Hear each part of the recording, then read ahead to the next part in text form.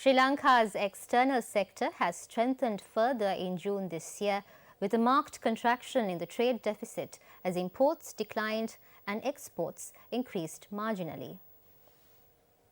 In its external sector performance review for the month, the central bank said the trade deficit narrowed to US dollars 316 million, the lowest since October 2010.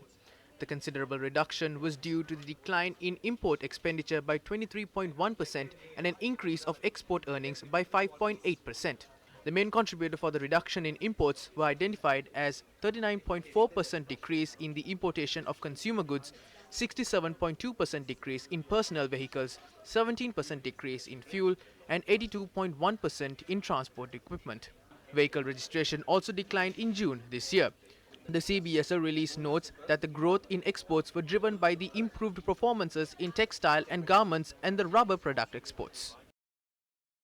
We have witnessed a $480 million reduction in the trade deficit, which comprises of an increase in exports of $60 million and a reduction in imports of $420 million. Now, if you dig deeper into the numbers, exports have increased by $60 million, garments have increased by $50 million, and transport equipment have increased by $58 million.